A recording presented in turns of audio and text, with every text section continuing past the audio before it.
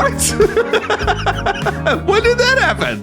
What do you mean, what? Like, these have always been on, man. You can rub your eyes a little bit, get the sleep out of them. I was just saying to myself, man, I need some new glasses here. Yeah? Because I've got an eye test booked for next week.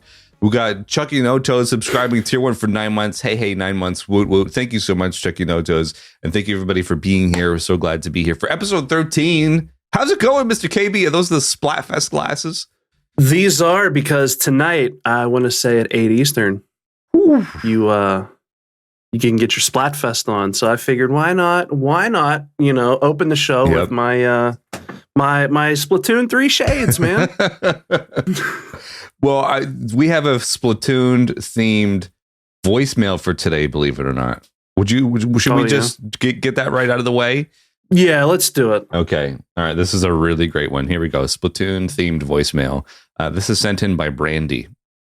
Oh, no. Oh, my God. Hey, guys. It's your girl, Brandy. How are you doing? This is my first time calling into the channel. Well, I call the channel, Breakfast of Champions. What am I like, guys? So, tell me, what kind of team do you like to be on in Splatoon? I'm Team Scissors. I want to hear what you guys are. Bye! Did you know that the person who left this voicemail was the same person as Sir Hallowington Smythe from last week? Well, scissor me timbers. I had no idea. I just thought it was funny that Brandy was on Team Scissors. There you go. Anyway, so what's your Splatfest team for today, man? Because if I'm on a deserted island, I'm going for fun, man. Because I'm probably not going to be there for a very long time, but I'm going to have fun while I'm doing it. I suppose that applies to real life, doesn't it? We're not here for a long time. We're here for a good time. That's it. So yeah, the Splatfest is happening this weekend, and it's Team Gear versus Team Grub versus Team Fun. Yes. Is that it? So I made the sensible choice and did Team Gear, pretty much ignoring the fact that you and Nerdwire wanted to do let's squad up, and now I can't. Yep. Well, I mean, if you don't want to play with friends, Eric, just say so. We'll leave you alone. I mean, I'm dying to play with friends. I don't do anything else. Well, we'll still have a good time, man. We'll just talk a lot of smack on you. That's all. Fine. Hey, look, anyway, how's it going? It's great. It's great to finally catch up with you here. I mean, what has it been? 7 days? Insane. At least it's been a long 7 days, man. The week always goes longer when I don't get my daily fix of the Eric Ladd show. It's awful, isn't it? It's been a hard week for you, and I'm really sorry about that. I mean, truthfully, man, I'm feeling a lot better compared to last week's show. I felt like absolute garbage, and today I woke up. I'm like, all right, so I have a cough and mild congestion. This is fine. I can deal with this. Yeah. My alarm went off at 7:20 because I set my alarm for 7:20 to be down here at 7:30, which I actually got down here at 7:40. It is painful to get up on a Saturday to an alarm, to then quickly shower and then run downstairs. I love doing this stuff, believe me. And I have my giant 20-ounce coffee cup full right now. It'll probably be it'll be empty by the time we get to the end of the show here. So there you go. So So you said you had a pretty uneventful week. I mean, you're still recovering. Yeah, I was still recovering. Been sleeping a lot. I'll tell you what, this has been wiping me out 100%. Yeah. So it's like I wake up, go to sleep. It's the never-ending cycle. And in the past couple days, man, I've finally started to feel a little bit better. That's good. Man, I'll tell you what, it's nice because I'm not feeling sick anymore, but I'm still bummed because now we're getting into fall. I know. So overnight it was 47 degrees. Today it was only a high of 63, I think. So the whole time I was sick, it was hot and humid. I could have went out and enjoyed it. Now I'm not sick and it's cold. Pumpkin spice season, baby. It's here. God, I can't, man. I can't. I have standards. Hey, well, you know what? I had 2 PSLs in one day the other day. And 0CK in the chat just says, just bring the coffee pot instead. You know, I should have honestly done that. So I was in a shopping center which had a Starbucks last week. And I was going to get just my normal iced black coffee or an Americano, as they say at Starbucks, with their fancy grande lingo or whatever the hell. I don't know. And I looked at the sign and there was, you know, the orange pumpkin facade. And I was like, oh my goodness, it's PSL season. I completely forgot because, you know, the seasons are. So my inner white girl was like, please give me that. So I asked for the PSL and I took one sip and just like, I just felt like I was back. It was Friday Night Lights, you know, the high school football. No. I was going to Target on the weekend. You know, it was great. It was a very nostalgic taste. Well, I'm glad that could take you back, man. I mean, imagine if you had one of those walking tacos to go with your PSL. Talk about the ultimate throwback. The walking tacos. You know when they take the Doritos or Fritos. Oh yeah, sorry, yeah. Yeah, you know what I mean. Yeah, well, we called them walking tacos here. Taco in a bag. That's what. There you go. For my high school lunch. Public Enema in the chat says apple cider is better than PSL. Well, I suppose I have to agree. It is that is something that's also a fall time beverage. Mm-hmm. So there you go. So my week. Yeah, how was your week, man? How you been? I'm here. Put it that way. You know, there's a certain point. I said this in the Discord the other day. There's a certain point when you work like 5 days a week. There's a certain point where you just automate everything. You wake up and it's like you switch this on button and you autopilot through it. And I'm just like, it's like all of a sudden, like you do all that and then you wake up. It's like, oh my God, it's like 10 o'clock. I better go to bed. Yeah. You know what I mean? So I've had like next to no time to do anything. And not only that, I've been doing a lot of work on the side because I had to meet a deadline. So I had to edit like 5 video podcasts over the week this week. Yeah. So I'm looking forward to having some sort of time to myself this weekend with the Splatfest, of course. Mm-hmm. And I've been playing a lot of music lately. I tell you, I've really just fallen in love with the guitar again, man. I love playing guitar. It's my favorite thing. It's out of necessity too, because after the studio closed, I no longer had a place to play drums regularly. Yeah.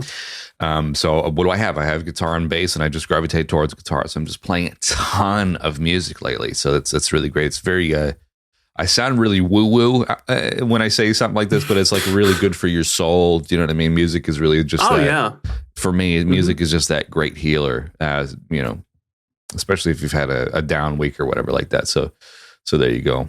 It's really good. That's awesome. Hey, we got some good faces in the chat here. Hello, Melark. Hello, Exo Audio. Great friend of the show. Great friend of mine as well. Crosif 33. Yeah, music is definitely what keeps him going. He says, of course, with his string theory. Oh God. Oh my goodness. So we got the voicemail out of the way. I wanted to go over some stats. Where do you think we're at in the standings as far as the show goes, man? Well, I'd say we're in the we're in the top 100 podcasts for K-pop. That's where I'd put us. Okay. Well, you're not far off. Oh, good. Good. Our latest episode with disappointing directs and subpar showcases kind of bombed on YouTube, 65 views. So I suppose it was probably had to do with the thumbnail. That's all right. As far as stats goes, we had 22 downloads on our last show. We usually hover around the 20-25 for iTunes and Spotify. I like to have a little sticky beak at the locations. You know what sticky beak means? I'm just like a sneak peek. Yeah, that's the Australian version of having a look. Having a squiz. Sticky beak. I was just having a little sticky beak at the stats here. That does not sound like what it should be. So for the few Australians that listen to the show, they're gonna be like, "Oh yeah, mate." Yeah. So anyway, 41% of our listeners are in the US, 28 are in the UK, 23 are in Australia, 4% are in Germany, and then it trickles from there: Netherlands, Singapore, and Poland. Really? Yep. All right. We have some listeners in Cicero, New York. Shout out to you. That's kind of like hometown for me. But you know what our top city is? What's that? Melbourne. Oh boy, that's great. That's awesome. Well, so we're gonna do a live show next week in Melbourne. All right, cool. I'll make sure to pack my bag and hop on a plane tonight. Please do. I need to see somebody. I need human interaction. Like, I mean, I'll tell you what, dude. Whenever we're big in Japan, we can do it because they finally let tourists in now. Yes! You can freely come into the country. Yes. Well, hey, speaking of people coming into the countries, we got 66JD coming into the chat right now, subscribing at tier 1 for 16 months away. Let's go. Nice. Shout out to 66JD, who was on one of our last episodes of The Welshman in New York. But I saw the borders are opening in Japan, and I said to Amber last night, I was like, you know what? Screw it. Why don't we just go? You know what? Why don't we just go and just? I'm here for a good time, not a long time. You know what I mean? That's where I'm at, brother. I'm dying for a trip to Japan. I mean, I want to go home. You know what I mean? I want to go home real bad. Hell with that. What the hell with that? I'm going to Japan.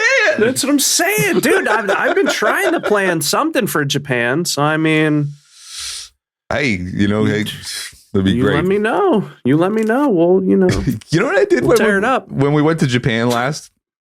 What's that? I don't know. This probably it pulls back the curtain a little too much, and I don't think my parents are watching yet, so we'll keep it quick. But I tell you, you know what's really cheap over there?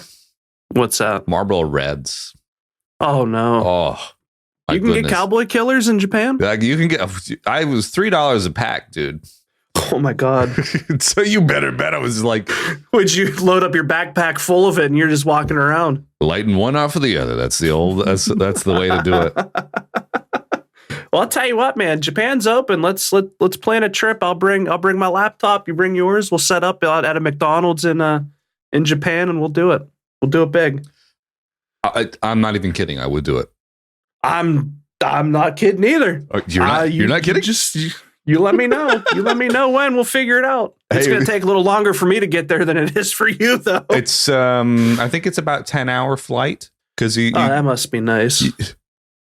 10 hours. Let me tell you, if you can fly, if you can do the whole entirety of the flight from here to upstate New York and Syracuse, man, you can do anything. You think, when you're a kid, and it's like, oh my god, I gotta go to my grandparents' house. That was like, man, that was like some gobbledygook right there. I can't even speak. It's like an hour trip to your grandparents' house, and it's like, oh my gosh, I got to bring my Game Boy, I got to bring my cassette tapes, I got to bring all this stuff to kill the time. An hour is nothing when you've been on a plane for 16 hours. I'll tell you what, dude. I'll tell you what. Let me give you a quick story about my first international flight. Well, second, I guess. We were on the plane to Paris. Okay. Pelly. And I'm flying coach, and I'm 6'4", so I'm already upset because I'm crammed in there like a sardine, and I'm like, all right, cool. I call the window seat because who doesn't want to look out the window, especially if you're going to fly over a different country? Absolutely. It'd been cool if they put a window in at my seat. I had one of the only sections where there was no window. Oh my goodness. And the person in front of me and the person behind me kept their blinds down. So I sat there the entire flight with no window, no sense of what's going on. And whenever we were flying over Boston, the turbulence was so bad, the plane was doing like the little baby drops. I didn't know what was going on. So I'm like, oh, here we go. I guess this is it. I'm just go limp and just brace for, There's just the rude awakening of turbulence, man. It's that's bad. Yeah, but yeah, I foresee that would be the kind of luck I would have going international, like to Japan. It would be no window, riding coach, and I'm sitting there like this. Okay, I'm ready. I guess I'll eat my peanuts. I can't remember if I can't remember if the sun set at all because it was not like we were going over. Like when we go from west to east, like if we leave at 10 a.m. here in Australia, by the time that we are like an hour into the flight, it's dark. The sun sets. It's dark already. So I don't think that happens when you fly north to Japan. I can't remember, but I just remember it being really dark. So it was exciting, man. Honestly, going to Japan changed my life, and I love everything Japanese, as you know. Oh, yeah. So there you go. So we have some other great things to chat about here in the Newsbyte section. So let's flick on over to that. And we're going to tell you guys how I quit my job to become a full-time streamer. So check this out.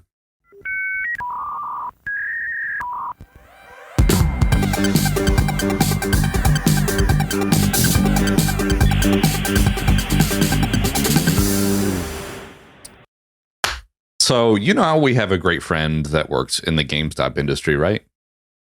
Yeah, we do. We do. We're not going to name any names, but Nerdwire Plays is... Oh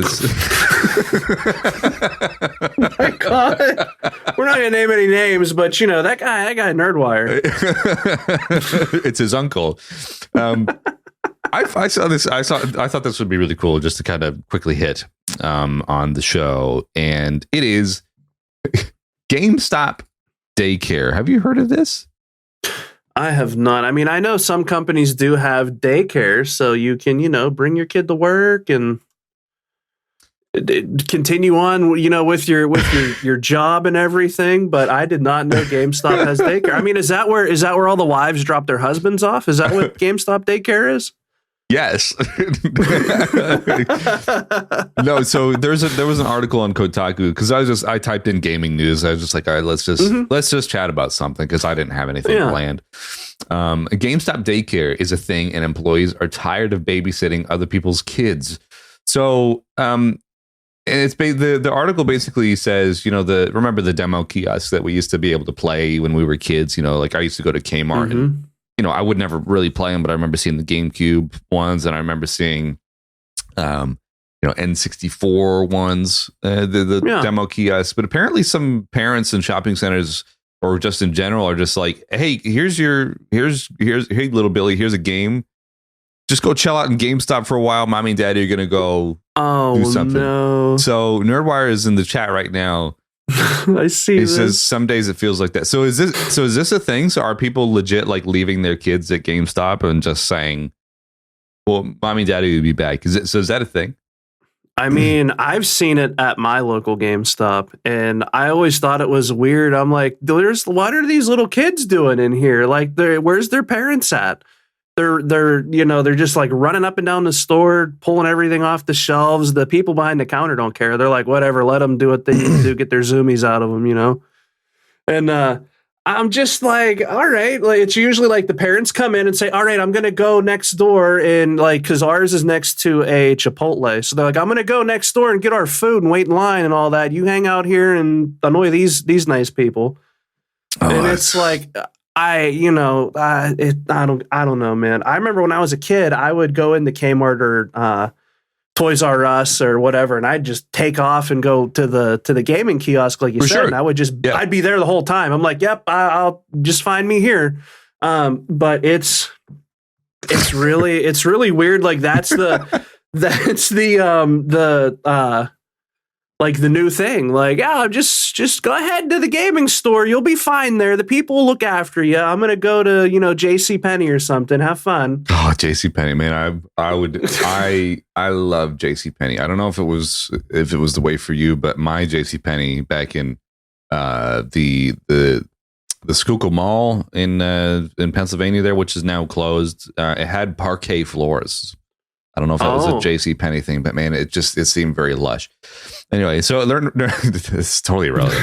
Nerdwire Plays says, "Oh yeah, it's the worst in malls." Then they buy something with a crumpled $5 bill they pull out of their underwear. I love my kids, but I hate everyone else's. I agree. So the article here says, employees have complained they literally ran a daycare night tonight. Posted an employee on the Reddit, on GameStop Reddit. Why is it that we're considered a daycare service? Some call it GameStop daycare.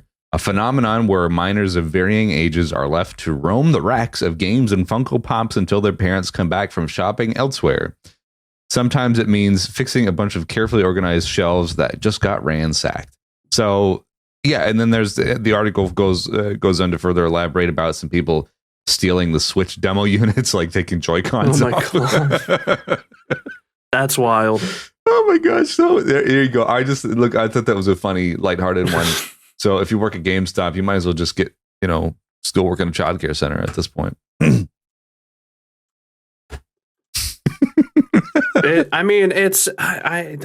You have to either like just not care about your kids enough to just be like, go hang out with strangers. Just go hang out with strangers. Like when we were kids, man, they said stay away from strangers. These new parents are like, go ahead, hang out with them. Go out to eat with them. No, they'll watch you. You'll be fine.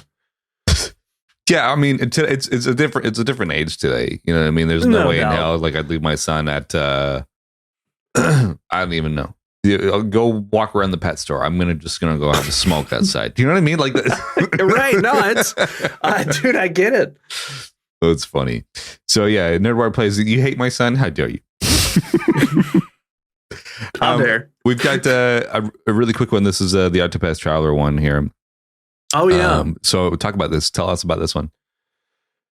So today on Humble Bundle, somebody screwed up and marked down the Octopath Traveler 2 pre-order to $29.99. And I'll tell you what, I jumped on that deal. I tried to spread the good word and have all you wonderful Steam Deck owners in the server jump on it. And within, I don't know, 5-10 minutes, it was over. It was done.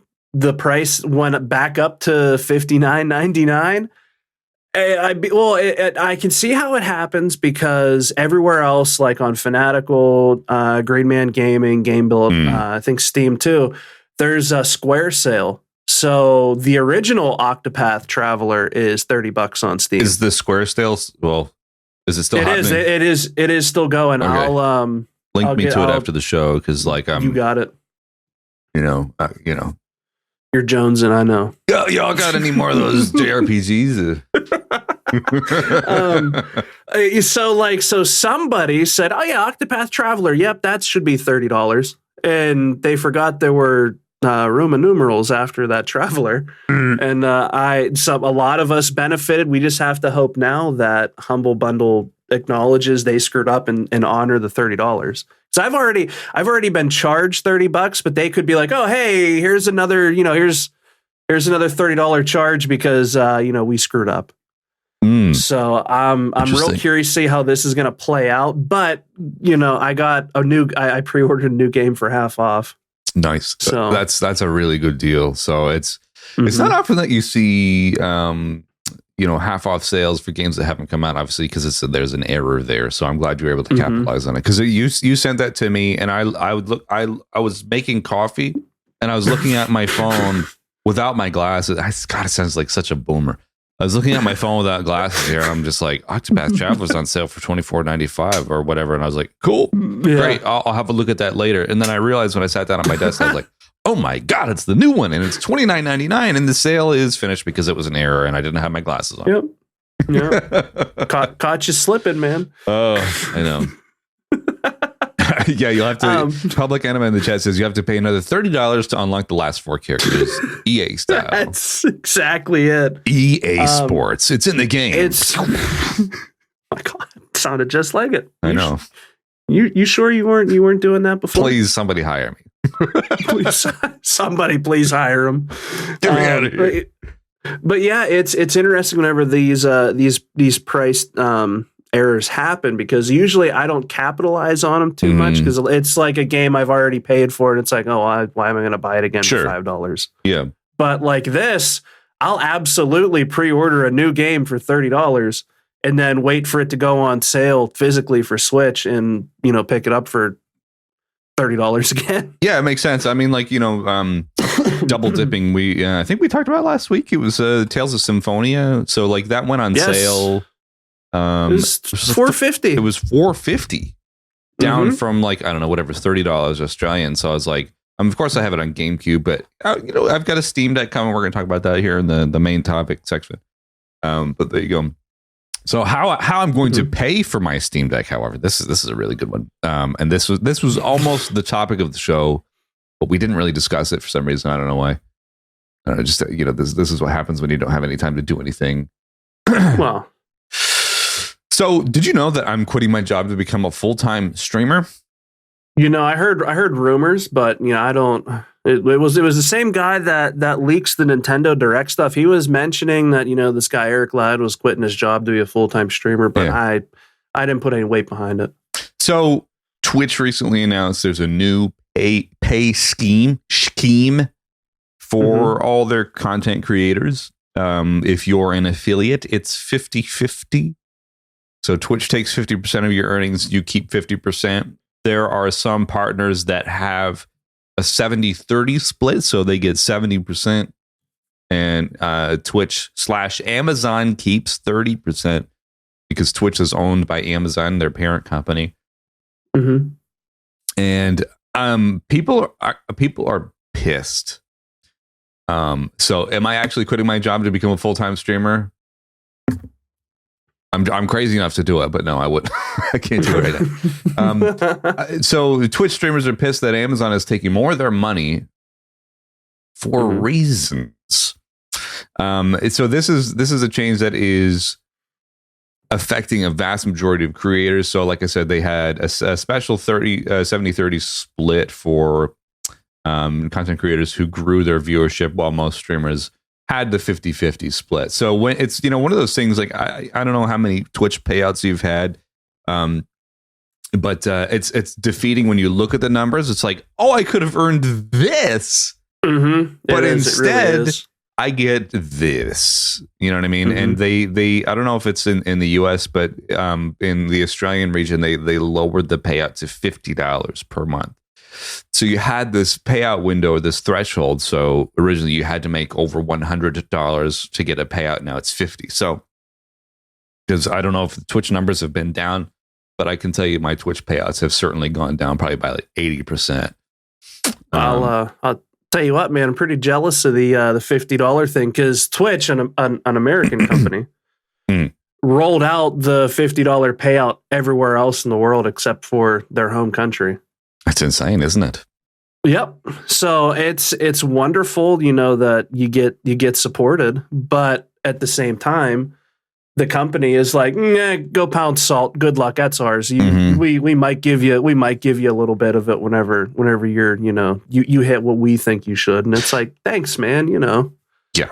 Essentially what Twitch is saying is that it's becoming more expensive to run their site and they can't afford to continue honoring specific deals with the 70-30 splits. Hence why most people it's doing the 50-50 thing. And I have some stats here that I think you guys will find interesting.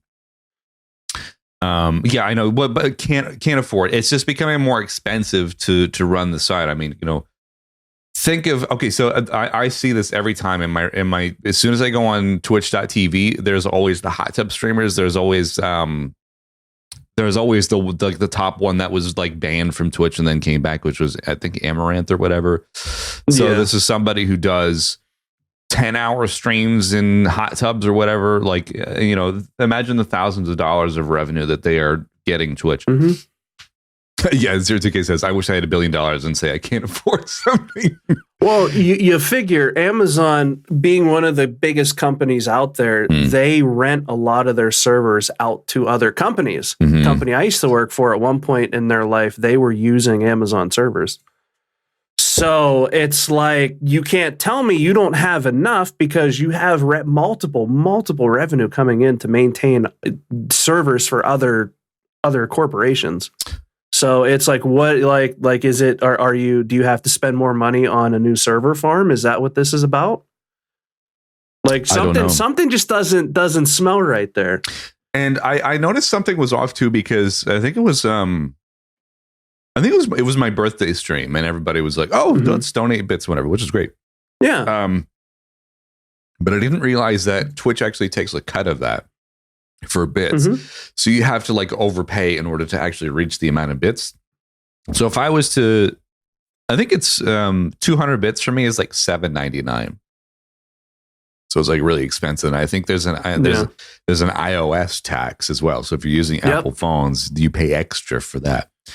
So I saw the a percentage breakdown of how much creators earn per platform. Twitch, of course, right now is the lowest at 50%. YouTube creators make 70%. Fan House makes 90%. I don't know what that is. Fansly, I don't know if these are Patreon things. I don't know. 80%. OnlyFans, there's 80% there. Patreon, so creators make between 88 and 95%, depending on the plan and features. Buy Me a Coffee is 95%. And then Ko-Fi or Ko-Fi is 95% for free members or 100% of the profit for gold members, because they're obviously paying for that. So I find that really interesting because, you know, if I look at my Twitch breakdown, you know, monthly, I probably stream for maybe 30 hours a month if I have the time for it now. And I'm only getting 50% of my earnings. It's dirty, man. It's 100% dirty. I mean, it's interesting to see all the people that are like, before people were going to YouTube, and a lot of them, the biggest thing they talk about is, well, our revenue split is way better on YouTube. And it's like, all right, but they claim that the discoverability isn't there on YouTube. But I saw something interesting today on Twitter where a guy was saying, yeah, I started live streaming on YouTube. In 3 months, I became partnered and I'm getting my 70%. So it seems like it's starting to become a thing over there at YouTube. But it's one of those, you kind of have to think about the fact that YouTube is more of a search engine. People go there for enjoyment. Like, they're looking, if you're in gaming, they're looking for how do I build a house in Minecraft? How do I find the fat boy in Fallout 4? They're looking for that. So if you want to stream over there, you have to kind of tailor your title to, here's the latest update in Fallout 76. You know what I mean? Stuff like that, so people can find you. Is apparently it's popping off over there, and I've thought about doing a YouTube stream a week here and there just to see what happens. I've thought about it as well, and this is something that kind of piqued my interest, because at the very end of our Super Derek episode, which you guys should go listen to, one of our highest viewed one on YouTube as well, and I think one of our most listened to on streaming. The latter end of the show, we talked about discoverability and streaming on Twitch versus YouTube and stuff like that, and I've actually thought about switching over to YouTube for my streams, purely because, like, my YouTube channel, I want to try and grow that. Like, I want to try and monetize my videos. Like, I just put, I re-released a 20-minute Wind Waker retrospective, because I did it last year, and then I unlisted it on my Retro Game Remakes channel. I just rejigged it, add some different footage, and put it back up on my channel a year later. And it's like a video, think of the amount of time and effort that to make one of those. Imagine if I was getting 70% of earnings from that. And that's kind of like passive income alongside streams and stuff like that. So I've actually really heavily considered streaming on YouTube. The problem is that, like, I feel like I'm very well integrated here on Twitch. Yeah. So I know a lot of people, I've done some YouTube live streams and people are like, oh, I don't like it as much. Yeah, the UI, I like, the biggest complaint I hear people say about watching a YouTube stream is the UI's jank. Yeah. But absolutely. I kind of feel like the more creators move over to that live streaming on YouTube, that's where you're going to end up getting your change. Why would they change something if hardly anybody's going to do it? Yeah, I mean, that's exactly right. Because, looking at a 50% revenue split, like, this is something that I've had since, I became an affiliate just a couple of days into me streaming, because people wanted me to stream. You know what I mean? So that I was able to do that straight away. Not everybody is able to do that. I do understand that. But that being said, like, I acknowledge that 50% split. And now I'm just thinking, because I've started working, man, it'd be great to have the extra funds. So no, absolutely. An extra 20% is almost kind of a good incentive to look at doing that. And that's what I'm trying to see, because I know the other one that people are live streaming on is TikTok, and I can't find what the split is for TikTok. The only thing I can see is they're saying you get between 2 and 4 cents for every 1,000 views. That means you might expect $20 to $40 after reaching 1 million views on TikTok. So I don't know what that percentage looks like, but I know there's a ton of people over there on that platform streaming too. Yeah, I know. I haven't even looked at TikTok in a while because I haven't had time to post anything or whatever on our channel. So I'm out of the game with TikTok. I need to get back into it. But even Instagram, I don't know if you're familiar a lot with Instagram. Instagram is probably my most used app. They recently introduced people can subscribe to your page on Instagram and get extra goodies and bonus features and stuff if they become like a member or whatever on your page. Oh, interesting. And YouTube has the same thing too. So people can become members to your channel after you get partnered or after a certain set of numbers are hit. So I feel like Twitch is the easy way to start streaming and get into it.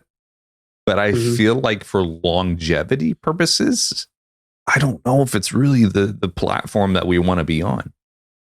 I kind of agree. And if you look at other gaming podcasts that do the same thing we're doing, a lot of them stream on YouTube, and then after they're done, they just turn around, flip it into a video. You know what I mean?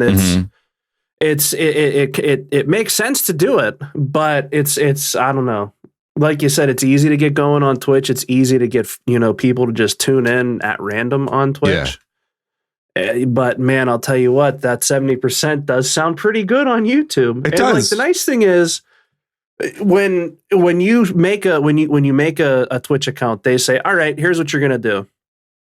You got to get 50 followers in your affiliate. Then you can start making money. After that, it's like the metrics for a partner it seems so far away towards, YouTube's like, hey, if you get 1,000 subs and you get 4,000 watch hours I think it's like a year time span, but it could happen in a couple months. Depends who you are. So my path to partner right now, so you have to stream for 25 hours in a month. Okay, that's easy. Stream on 12 different days, easy. I've streamed for 14 days. I've streamed for 20 hours right now.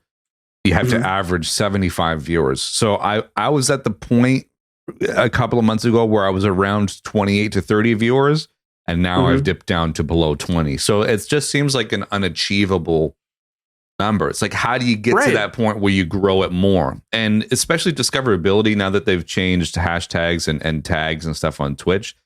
I have 780 followers on Twitch right now. That's a great number, but it does not reflect the amount of people that watch my show at any given time. Do you know what I mean? And it would be fantastic. Yeah. But I feel like those numbers have kind of plateaued, and it's very rare that I get a follower now that Twitch has kind of changed the way that they have discoverability, which was already bad to begin with. So interesting. It is. It really is. And I mean, it makes you think, that there's like, I wanted to do live streaming and all this stuff because I want to work for myself, man. I hate working for somebody. I hate, absolutely.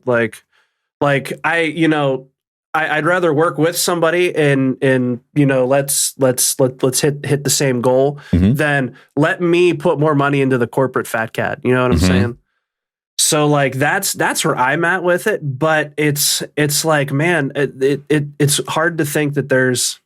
Or not hard. It's a shame to think there's little kids that are like, man, I don't want to be an astronaut. I want to be a streamer because they get to play video games and they get to make money and they don't have to answer to anybody. And it's like, well, kid, here's the harsh reality where you don't make that money unless you want to sit there and hang out in your hot tub and do some things. It's like that's not I don't know.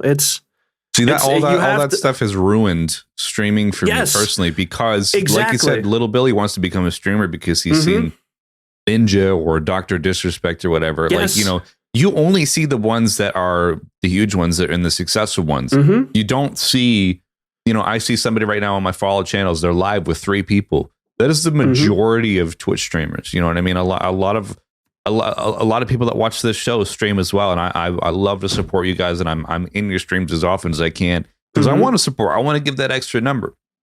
But at the same time, it's like, how the hell do you grow this thing past this point? I know. You know what I mean? Like I've been doing this for, I don't know, however many months, since like April of last year. And I kind of feel like it's not growing anymore at all. Occasionally we get a new person come in and say hi and join the Discord or whatever, but they just kind of fizzle off and don't chat anymore. Like I had my initial install base and that's that. You know what I mean? So I feel like Twitch is just, it's kind of like a really great moment in time, but it's nothing more. Do you know what I mean? Yeah, absolutely. I mean, look at YouTube went through it. Their YouTube was the thing to watch back in the day, if you remember. Then YouTube changed their guidelines and everything kind of fizzled out. And then you had the resurgence of all the you had all the big guys, man. Like Alpha Omega Sin, he came out of that like YouTube rebirth. The Game Chasers, all those older shows that we all watched, that we all were like, yo, if they can do it, I want to do it. Yeah. And it's like now it's kind of, I see that happening to Twitch. It's like, this is kind of like, it feels like the end of an era. Yeah. I definitely agree with that. And YouTube's starting to get the momentum. So, I'm going to try a couple of YouTube streams and just see how we go. You know what I mean? I'm with you. I'd like to try it out too. Who knows? But yeah, that is food for thought. And also Marky Mark in the chat says, to answer your question earlier about TikTok, you only make money from lives from tips. So good to know. So I just thought it was an interesting kind of food for thought topic, and probably ran a little bit longer for our Newsbyte. But just I don't know if anybody like actually really pays attention, because if people tune in, they have the people that they watch and whatever. But there are logistics, like internal logistics to how this stuff grows. And now that Twitch has announced basically, it's really expensive to do this site. So we can't really afford to pay you that much anymore. Yeah, it's a shame, man. It's a shame. And I mean, I think a lot of it also reflects on the global economy too, because we all know where that's headed. Yep. But it's like, man, like give back to the people that are making you money. You know what I'm saying? Like, for sure. I don't know. It's another corporate thing, man. You work hard and maybe you get recognized and maybe you don't. It all depends on how much money you make the big daddy, really. You know what I mean? Yeah. So 66JD, this is we'll leave this particular Newsbyte section before we head on to our topic with this last sticking point. It's an absolute minefield to try and figure out the formula. It feels a bit like throw stuff out there and see what sticks. Exactly. That's exactly what it is. You just got to keep trying, but don't give up. I mean, that's, I don't want to make it sound like a downer kind of thing, but just like, don't give up. Just gotta keep trying, man. Well, that's the other thing with it. You're never going to become an overnight sensation. If you are, you're one of the rare few. You have to be consistent at it, and you have to treat it like work. It's not like, I'm just going to roll up and do my thing. No, you have to have to put in the effort. You have to be consistent and stay on the grind, man. That's exactly right. You have to stay consistent, and it's difficult now, especially that I have a job that just sucks all my energy out. It's hard work to get on and do a stream, man. I'm tired all the time, but like I'm very driven to just, like you, work for myself and not have anybody to answer to. So that's my end goal. So anyway, we're gonna flick on over to our topic of the week, because we have this is a really fun one. I've pulled up a photo that you don't know about. So check this topic out. We're gonna talk about. Oh, you have to say if blah blah blah blah blah.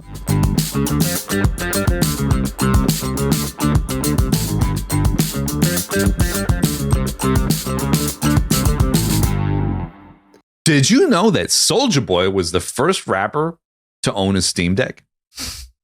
Really? Did he brand it and then try to resell it?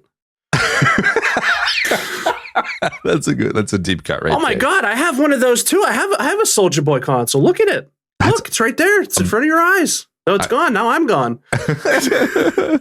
So what's our topic today, man? Why Steam Deck is the way forward for gamers? How would you answer that question? Do you want my personal answer, or do you want the one Valve, prompts me to say? I want your personal answer. I want your personal answer. All right. So let me just put it to you this way. I think this is a wonderful way forward for gamers. However, I did notice something that it takes away, and I'll say that here in a second. So what did the Switch do? It offered you console gaming, but from wherever you want to go. You want to go to a rooftop, you can play Mario Odyssey. You want to go sit in your car in a parking lot, you can play Breath of the Wild. It was wonderful, dude. It was wonderful. But the one thing Nintendo was lacking was third-party support. That console is amazing for what it did and the opportunities it's now put out there in the gaming space. But here comes Valve with their Steam Deck. And it's like, yeah, it can play everything. It can play your indies, it can play your AAAs, it can play your emulators, it can do it all. I'm sitting on my roof right now. It is a wonderful all-in-one handheld PC. You don't always have to stay connected to the internet. You don't always have to bring a little cartridge with you. I hate digital games. I really do. But the fact I can just take this thing with me wherever I want to go, have all my games, it's wonderful. I mean, I think it's the way forward, because not only can I do all this handheld, I can still dock it and play with a controller like it's a normal functioning console. There's a ton of sales. I mean, look what we talked about earlier. You could get Tales of Symphonia for $4.50. You could get Octopath Traveler 2 for $30 if you're quick enough. If you're not, you have your glasses on. But it's interesting to see, handheld gaming. There's a huge market for it, and if you remember back to the DS and the PSP days, it's all you had. That's all that was offered. There were those like 100 games in one little cheap thing you always saw at Christmas time. That was it. Now you have all these various emulators. I mean, I have that Ein Odin. That thing was pretty sweet until I got this. It's the Switch made all these things possible, and I love it. And the fact that now you can have this portable PC is wonderful. Think about all the possibilities, man. You could get this thing and stream from it. Talking about streaming, you can put this in desktop mode and plug a hub in and have your webcam, your mouse, keyboard, whatever you want. I just think it's a really fascinating thing. And I wanted to make this the topic of this show because mine's obviously, if I check the tracking on mine just departed the US. So if I look September 23rd track USPS, yours is in transit now. Yeah, departed John F. Kennedy International. So it should be here within the next week or so. So I'm actually really, really excited. And I've been looking a little bit further into the capabilities of the Steam Deck. Because I bought it per your recommendation, and I looked a little further into it. Like, I realized you can put it into desktop mode. You can have it as a PC. And I thought, you know what? Because you can do that, maybe I can plug it into my TV upstairs and use it as maybe like a mobile work PC. Do some Premiere Pro editing upstairs on the couch as opposed to down here, so I can spend more time with Amber upstairs on the couch. I, like you, I hate digital only games. I have to have something in my hands. But a lot of these games are really dime a dozen. So you kind of have to be just in a cave somewhere to not take up on this offer. For example, like Tales of Symphonia. I mean, how much did I pay for that on GameCube? Probably like $80 Australian. So I paid with, currency conversion, $6.20 or something for a digital copy of that game. That is amazing. Think of the amount of like the value that I'm getting there, because that's like a 40, 50 hour game. So that's maybe like 1 penny or 10 cents per minute that I'm playing. Do you know what I mean? And I just think the value that you get out of that console, not only the out of the box capabilities, the actual legit sign into your Steam account, you have all your library games. Like I can access my Steam account that I've had for 13 years. You know what I mean? I have a lot of games there that I haven't even touched.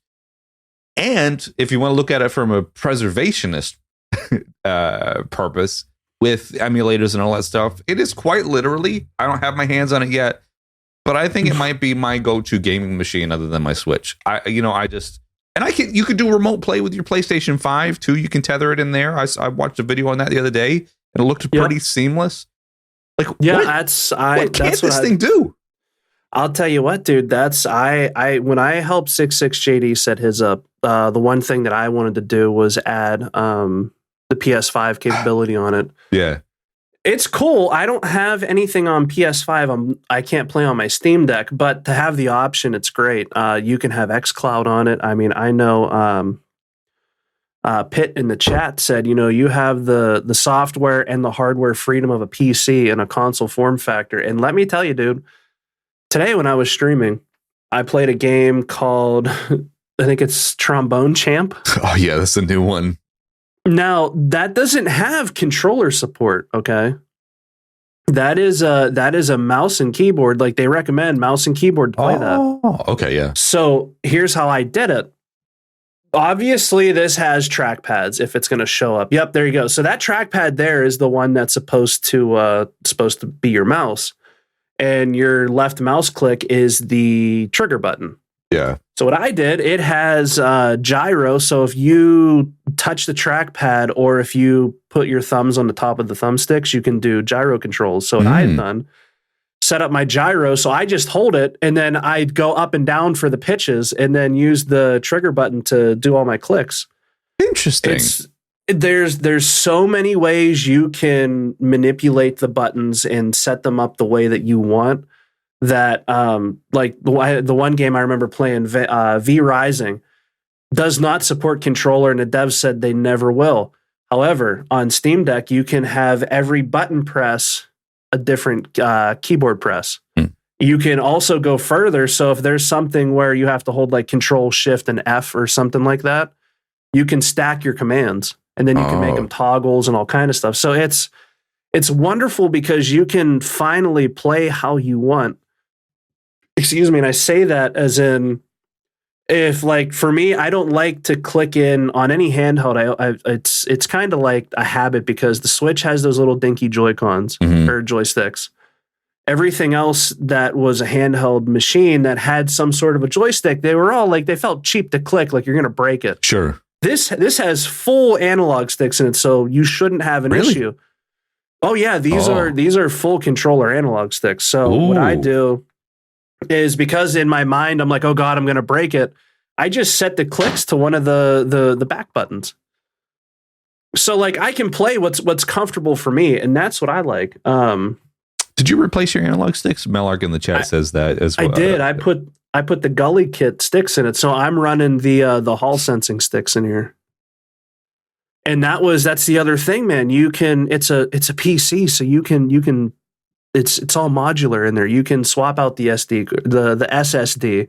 You can swap out the sticks. There's people already making their own custom trigger buttons that you can swap out.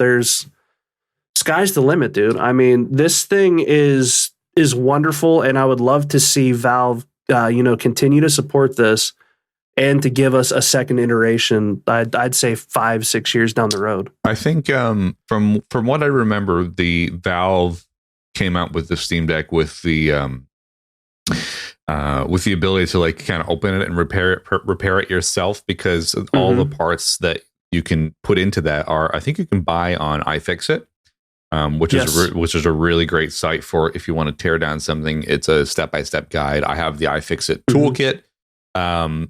I love it. I love the iFixit stuff. Mrs. Nerdwise says, can it run Photoshop? Yeah, it probably can, actually, if you run it in desktop mode. So yeah, all those parts are available. You can open it up and fix it yourself. It looks relatively easy to open up as well. So it is.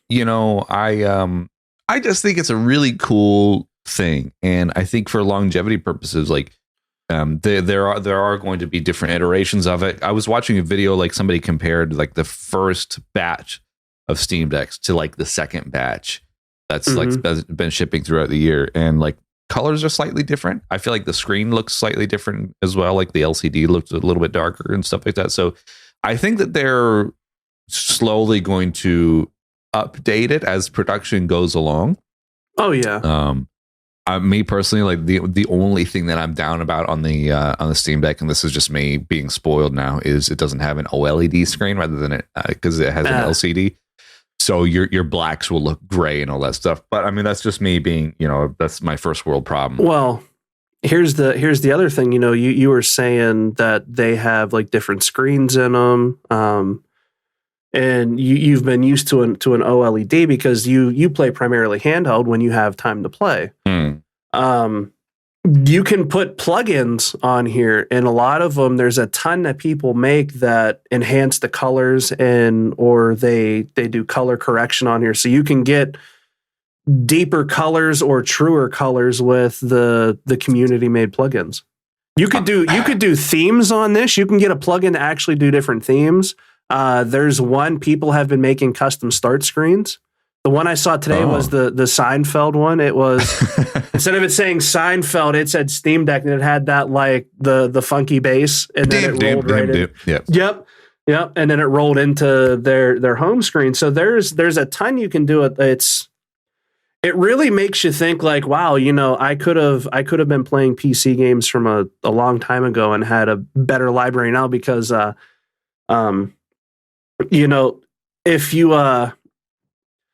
if you look at Steam sales, they have wonderful games that go dirt cheap. If you look at all the other websites like Fanatical, Game Billet, Green Man Gaming, Humble Bundle, they all kind of rotate who has deals. Where if you're on the eShop, you don't have that. We already talked about last show how Sony just said, "Screw your deals. You're going to pay what we want you to pay." Yeah.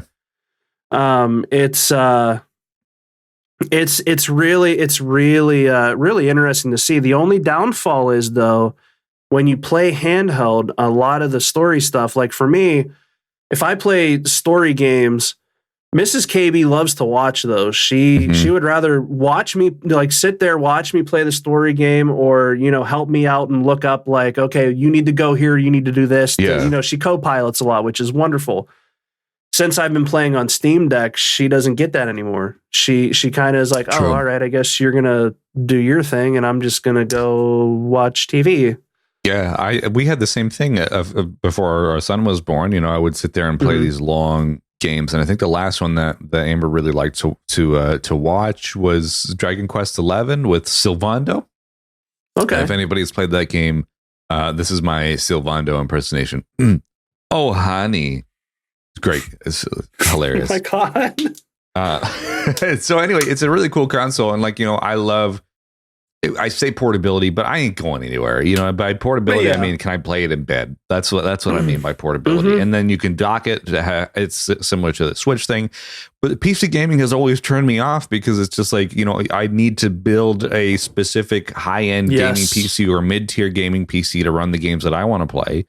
The Final Fantasy VII Remake came to PC earlier in the year. I pirated it just to see if my PC could play it before I spent, $100 and some odd dollars to actually buy it. Because, there's no way to test it.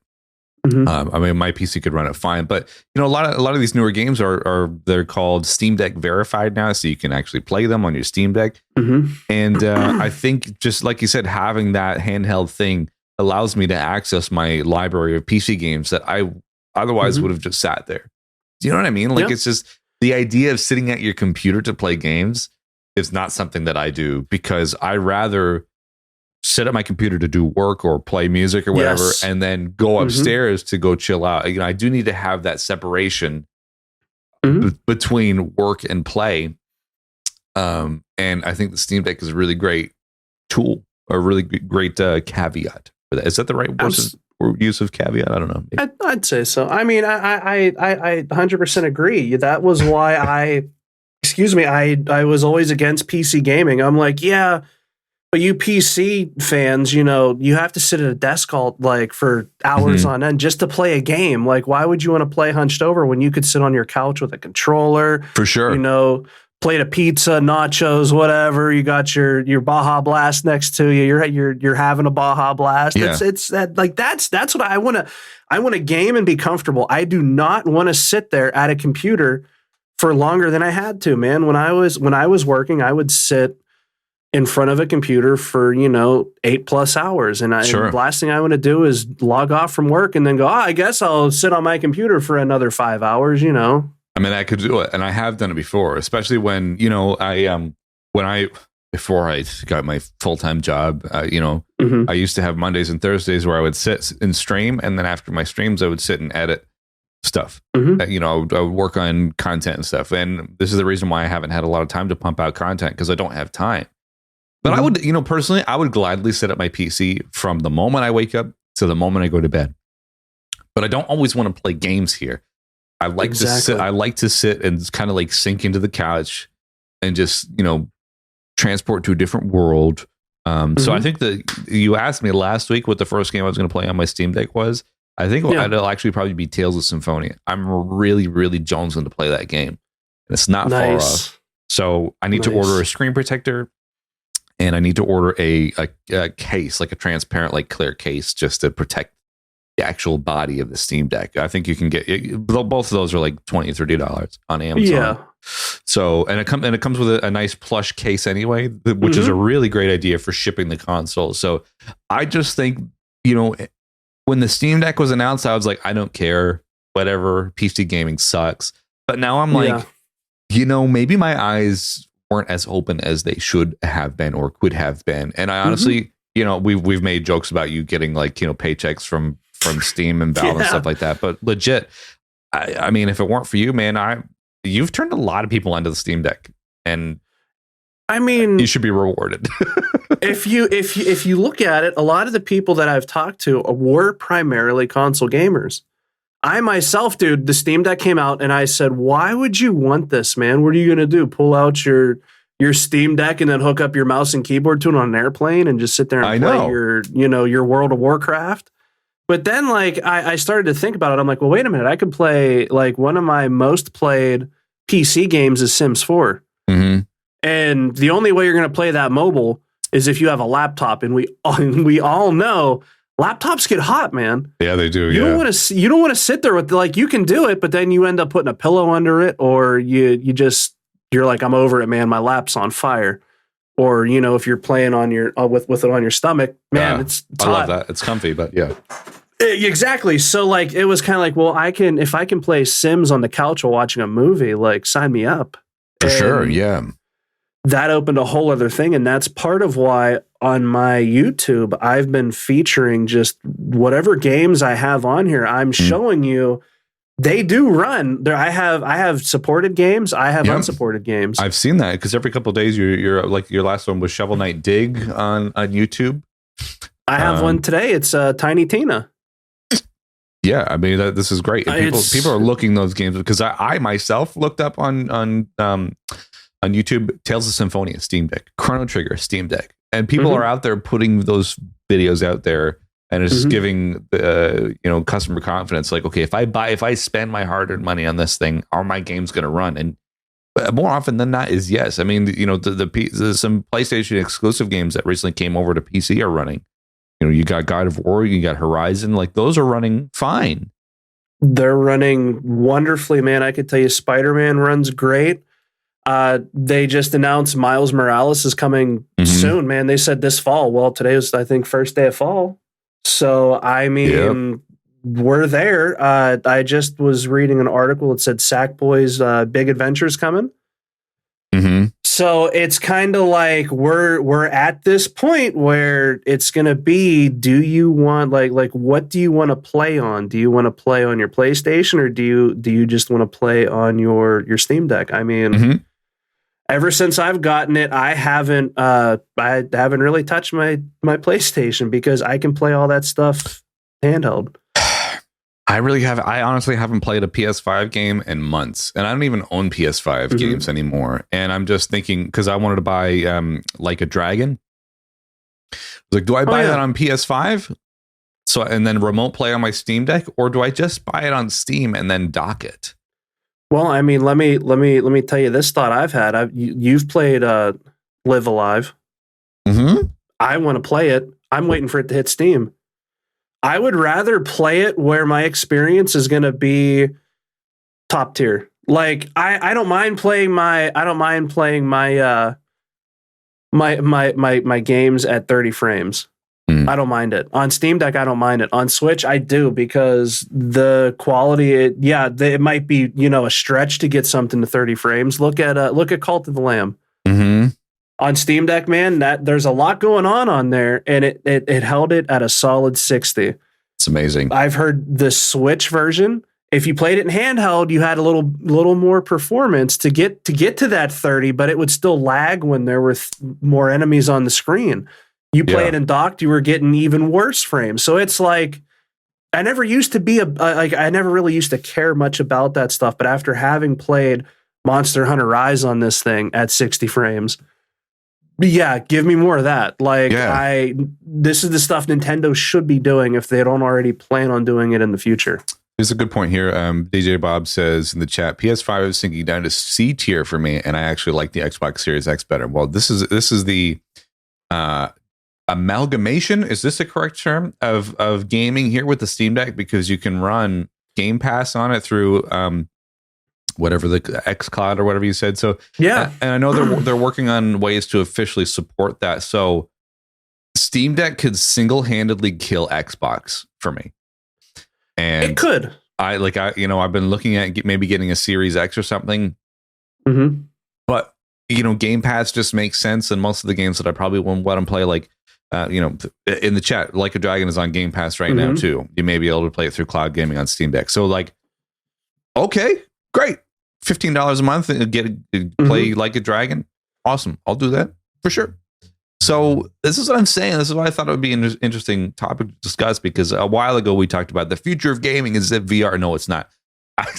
Honestly, I think it's the Steam Deck, because the way once that catches on, and it's been pretty popular. But I mean, it's not available here in Australia, so I have to import it. I think Bullfrog in the Discord said yesterday that it may be coming to Australia through retail here in EB Games. So that would be amazing if it's accessible. And it's around about the PS5 price, but you think of my PS5 is my YouTube machine. That's it. My son plays my PS5 more than I do, and he's just watching Peppa Pig and all that stuff. That's awesome. I haven't played a single game on my PlayStation in months, and honestly, I don't know if I ever will. Do you know what I mean? Well, that's the what was the one? Is it Diafold Chronicles? Yeah. That's out.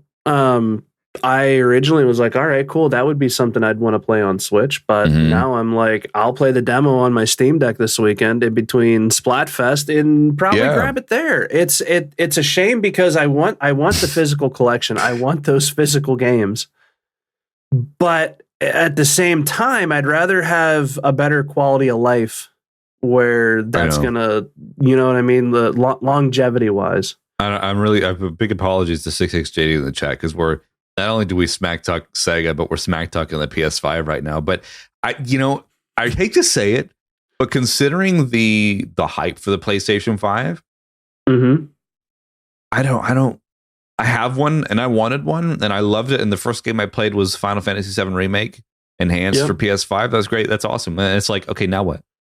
I played it. Yeah, I played that, and I feel like I'll buy Crisis Core for that. That'll be another PS5 game, because I feel like Final Fantasy VII is at home on PlayStation. But aside from that, it's just like, well, what next? What are we waiting? Like, there's just nothing. Look at the consoles. They seem to delist a lot of stuff too. Yeah. towards PC, you can go on GOG and play all your old DOS games. You can buy old DOS games to play on your Steam Deck. Yeah. I mean, it's a wonderful all around thing. And one thing that gets me is on Steam's packaging, it says one of the lines is your games are going places. If you really think about that, it could mean portability, but like think about the overall picture on that. Your games are going places, man. You could get Octopath Traveler 2 on here. You can your games are going to be at home on your Steam Deck. Yeah, I mean, this is the thing, man. It's just like I can literally Google cheap Steam keys. So I bought Tales of Symphonia for $6 the other day, like I said, and then I Googled cheap Steam keys, and then I was like, what's a Final Fantasy game that I haven't really tucked into yet? And that's Final Fantasy 13, because I played that when it came out on PS3, but I just feel like I don't know what the hell I was doing in high school, so I feel like I didn't really play many games. So I bought Final Fantasy 13 for what? $10? Yep. That's ready to go on my Steam library, so I'll be able to play that, and I can buy the entire series of Final Fantasy 13, 1, 2, and 3 for like $30 all up. Like, and like the physical version, if I was to buy a physical version from like eBay or whatever for like the 360, I'd probably pay $30 for that alone. It's just like longevity and affordability. I mean, yes, you have your entry cost, your ticket to get into the theme park here for Steam Deck for a couple $100. But I mean, like, it just makes sense. And it's taking me a little while to get over this, digital only kind of hump. And I'm still kind of like, I'm doing it with gritted teeth. But I just think, especially in today's economy where games are becoming really, really expensive and things are just expensive, like some people may only have like $5 to spend. You can get yourself a really great game for $5 on Steam. Do you know what I mean? Well, let me hit you with two things here. So I had a conversation with Pitt the other day. We were playing some Splatoon, and we were it was Pitt and Super Nintendo, and we were talking about buying Steam games. Yeah. And he's like, yeah, you guys can go ahead and buy the latest and greatest upfront, spend $70 on a game. He's like, or you wait a couple years and you can buy that same game for $20 alongside another game that might be $5, $10 that you might have had your eye on from a couple years prior. I mean, Elden Ring, I'm waiting for that to go on sale. I don't want to pay $60. I'll wait. I'll sit on it. I'll wait. You know what I mean? And that's something to really think about too. It's like, do you want to spend all this money up front, or do you want to wait for the summer sale? Because that happens every single year. Yeah. Not only does Steam do it, but Humble Bundle does it. Fanatical does it. All of them, man. It's like you have so many options to make your money go further. You know what I mean? And that takes me into my next thing. Where did you play Final Fantasy VIII? Yeah, hell yeah. I have Final Fantasy VIII right here. All right. Is it a good game?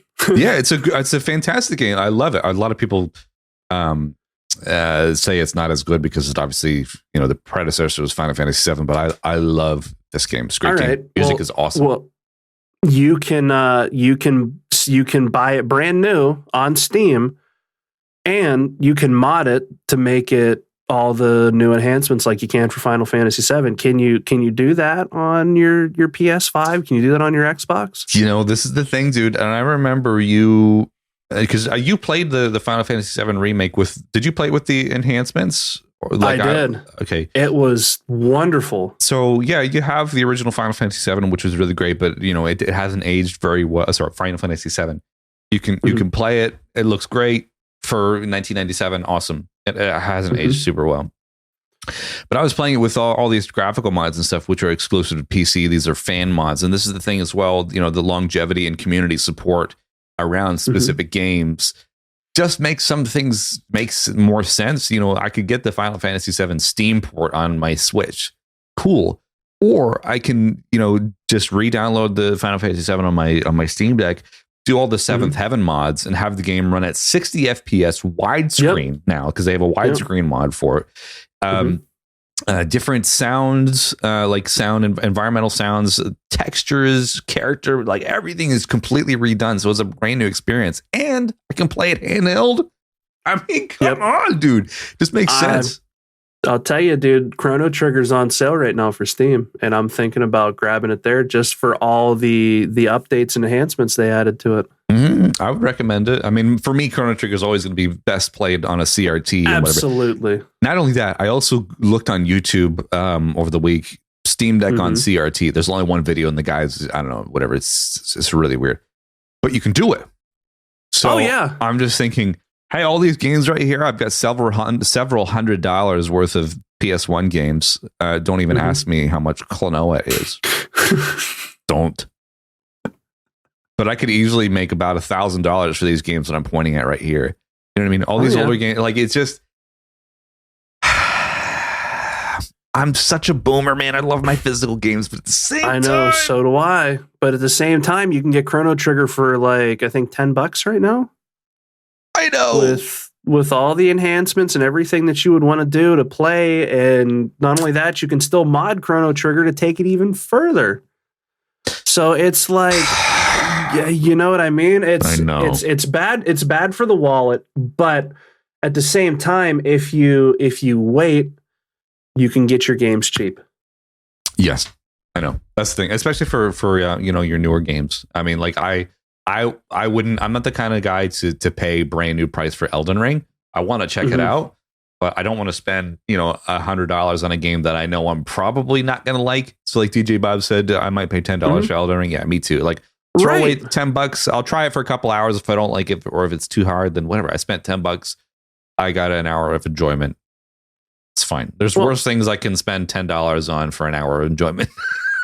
Well, you know what, dude? Looking at, I turned my Steam Deck on just so I can look at, all the games I've purchased so far, and I never really used to be a big indie gamer, and the Switch started to slowly change that. But if you look through all the games I have, it is about 60% indie games and 50% AAA stuff, and that's slowly shifting. That indie number is slowly shifting because I don't have to wait for it to come to Switch. There was a game, it's a first-person shooter that was supposed to come to Switch today. It's delayed another year. Really? But it's out on Game Pass and Steam. It's fine, but they can't just seem to get anything to run right on Switch anymore. Interesting. Yeah, I know. Like you were saying last week, a lot of indies and stuff are just running really poorly on Switch. And like there's this new game that came out last week or during the week is the Outbound Ghost. It's like a Paper Mario. Yes. So you've been streaming that. I have my eye on that, and I almost bought it physically for the Switch. That's shipping towards the end of November. And I'm still debating on what kind of console I want to play that or not. But I don't know, man. Like $29.99 for Steam Australian, like that seems pretty reasonable.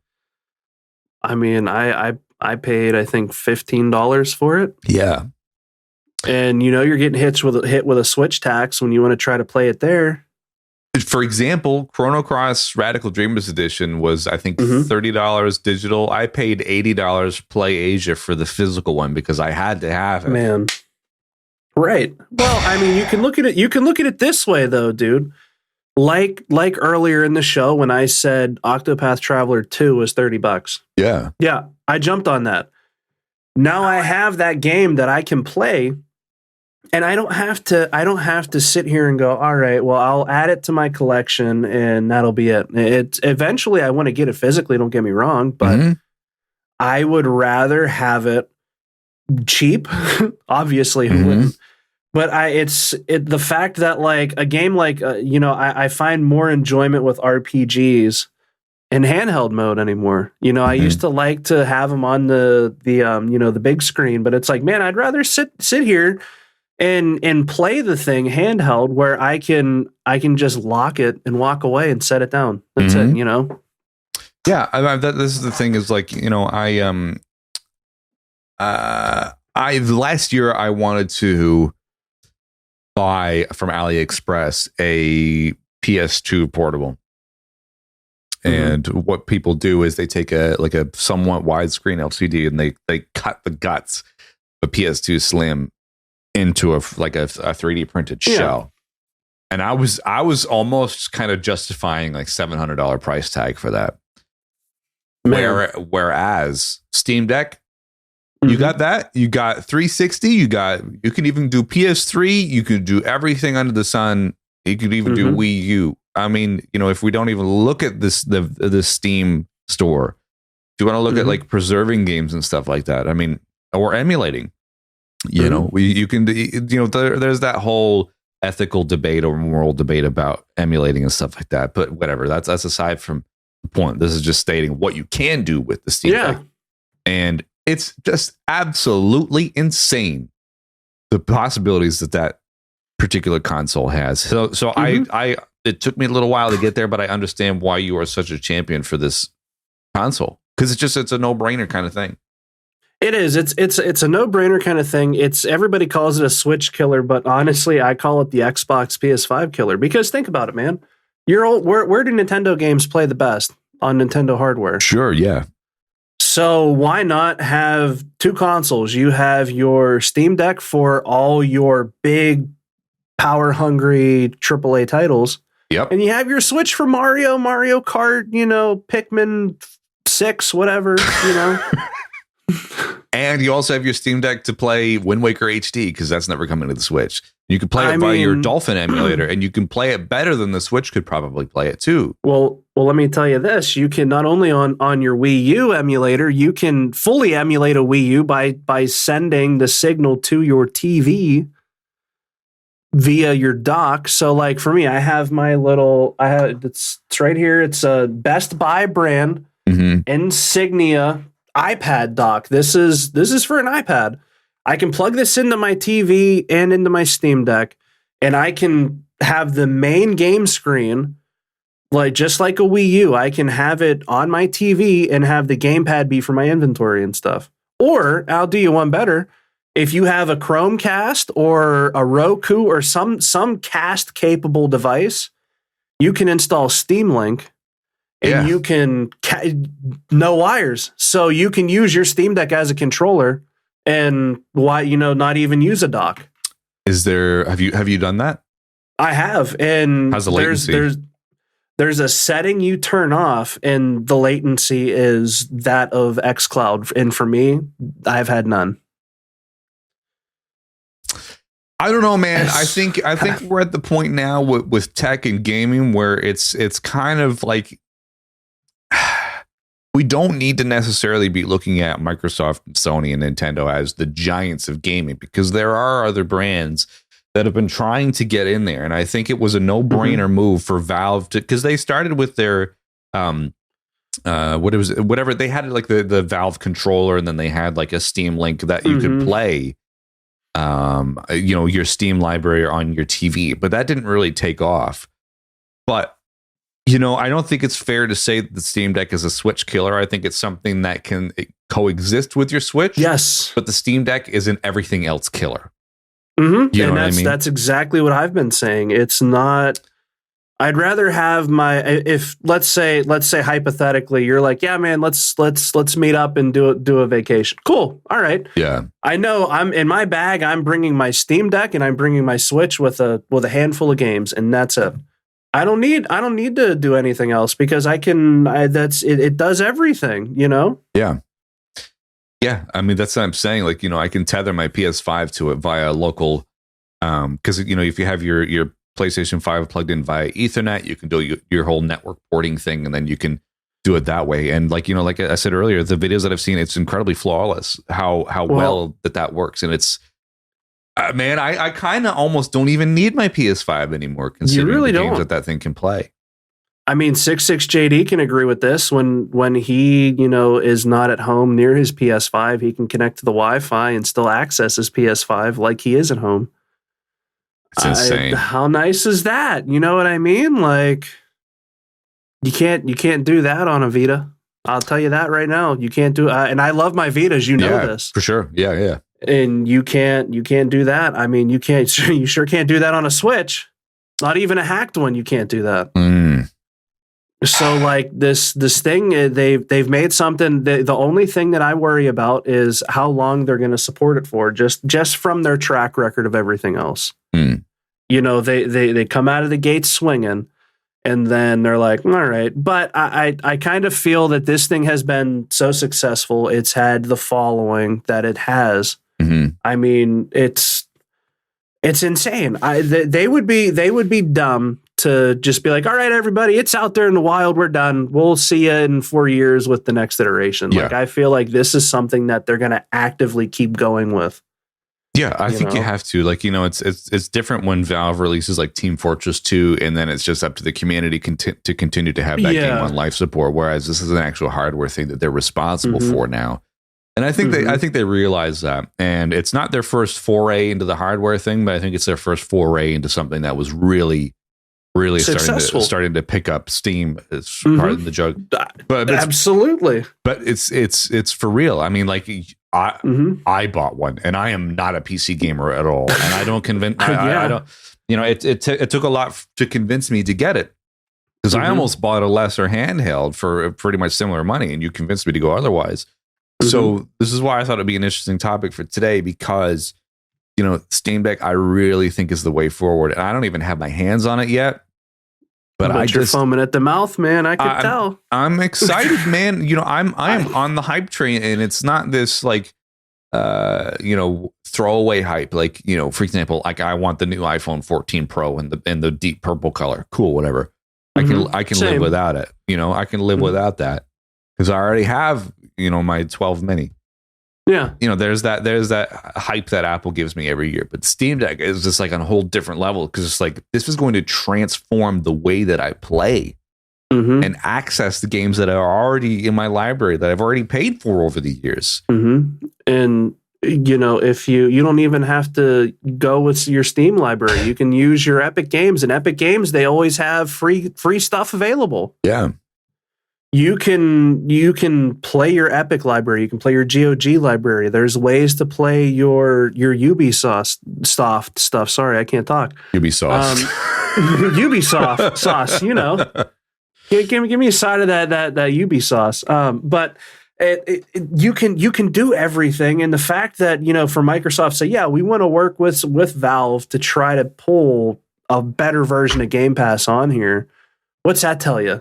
Like, you don't see them going, yeah, we're gonna talk to Sony, and we're gonna, you know, get an app. We're gonna talk to Nintendo, and we're gonna get our app on there.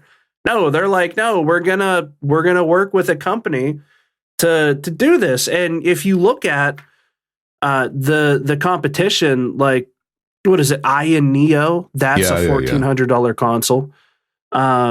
Logitech just released their cloud gaming console for $300, and that's something where it runs off of Android, and you can't install anything on it. You can only play cloud stuff. Stupid.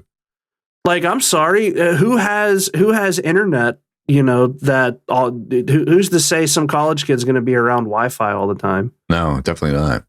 You know, or what about, you know, internet caps? There's data caps. Do you want to jack that up from your gaming addiction? And then when you try to watch your Netflix show, you're like, oh no, it's not. It's running like poo. It's a sensible way forward. And like you said, there's a lot of imitators out there. And, you know, this is what I'm saying. Like, I almost bought the Aya Neo, or the Ein Odin, or whatever it was. Yeah. And it was like $350 US. So it would have been like 500 or so. Yeah, Australian for me. So like that was the amount that I was willing to spend, like, back in March. And I remember I went into your stream. I'm like, hey man, I'm about to go buy this thing, and you're like, no, wait. Yeah, before you do it, don't do it. So I put all that money into my Steam wallet, and I pre-ordered the Steam Deck. And, you know, now many months later, it's, you know, about a week away from arriving. So I'm super stoked for that. But I just think, you know, as a topic today, I thought it'd be really interesting to talk about, because there might be some people listening right now that are like, okay, so I've heard them talk about it. Maybe I just should go on YouTube and check it out. And honestly, check it out. Go check out, you know, the Valve's official supported stuff. Go check out about how fans and stuff are putting emulators on there. You can emulate Sega Saturn stuff, you know, for preservationist purposes. I mean, it is wonderful. Quite literally, you know, and you can have a HDMI to AV thing, so I can plug it into my Steam Deck. Or sorry, I plug my Steam Deck into my CRT. That's one thing that I'm actually really keen on trying, just to see how it looks. Imagine playing that Final Fantasy VII remake with the fan remake with the different textures on a CRT. Oh my god, that would be cool, man. That would be really cool. And it's the other thing. Look how I remember being in your streams for Final Fantasy VII. How many times did your computer crash that game? Oh, so many. You want to know how many times all the mods I had running on there crashed my Steam Deck? Probably none. Yep, 0. Amazing. And that was with every box checked. So I was playing it in widescreen with enhanced music, enhanced models, enhanced text, enhanced everything. 0 crashes. That's amazing. And plus, you can plug it into a regular monitor with keyboard and mouse and use it as a little desktop and configure things so that way when you want to take it into portable mode, everything's ready to go. Well, let me tell you this. There's people out there who have Chromebooks. They were a very affordable laptop and served their purpose. But I know people who try to stream from a Chromebook, and it's doable. It's very doable. For sure. But you're super limited to what you can do.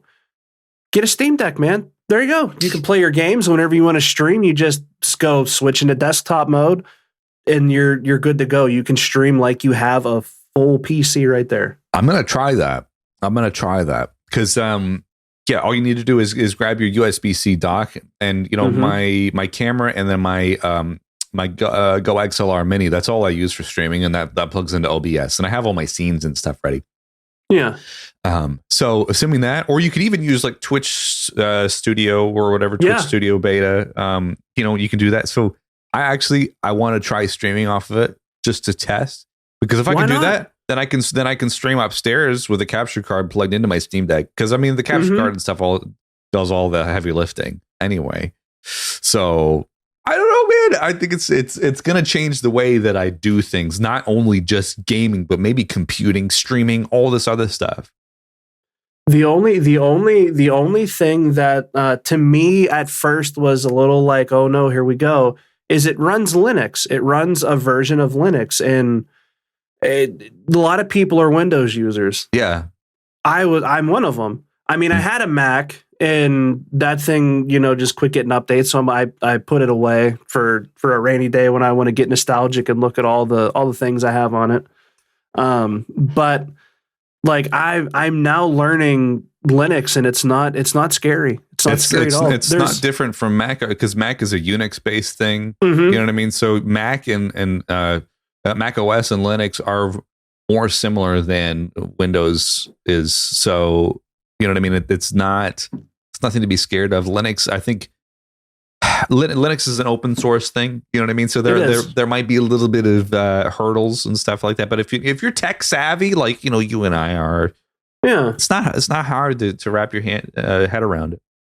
Exactly, and there's always going to be somebody who knows something about what there's somebody's always going to have an answer to your question. Yeah. And that's what's wonderful, man. The Steam Deck community is actually a wonderful place. It is not like the toxic fanboys of PlayStation and Xbox. Mm-hmm. It's very much an enjoyable place to show up and just ask questions, and people are like, "Yeah, man, I'll give you a hand." Exactly, because if we trash talk the PlayStation 5 and put it on TikTok, everybody's like, "You guys are Nintendo nerds. You only eat, you only eat Minecraft cereal for breakfast, you losers." Whereas you query something about the Steam Deck, and people are like, "Yeah, hey man, welcome to the community." I think there's more positivity there, because I feel like people who adopt the Steam Deck are more like-minded. You know what I mean? Mm-hmm. So there you go. I think that's pretty much wraps it up for the topic. That was a really, really great discussion, considering that I only had like 3 blurbs worth of lines on the Google Doc. Well, I'm gonna be very very excited to hear your thoughts, and I'm sure we're gonna be doing a Steam Deck only show. Yeah, for sure. Yeah. And it's because right now you're hype about it, and that's wonderful. I was too, and then I got it, and then obviously you saw how that went. Yep, I know. As I live and breathe Steam Deck. It's a beautiful thing, and I very much look forward to it. So I think that pretty much rounds out episode 13, man. I think we've had a fantastic show. For those who are watching live, we're going to flick on over to our post show. So stay tuned while we continue the discussion here. But any final words for episode 13, my guy? No, I think I've said all that needed to be said today. Okay. Very good. So buy a Steam Deck. That's pretty much where we're at. Buy a Steam Deck.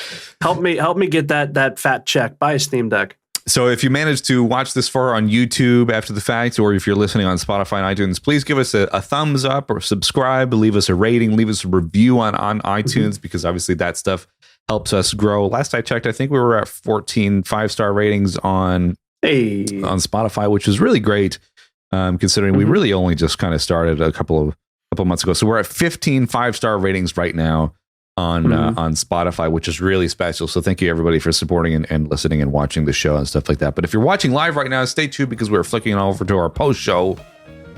Right? Is it right now? Right now? Is it now? Right now. Thanks for watching. Thanks for listening. Bye-bye. Bye.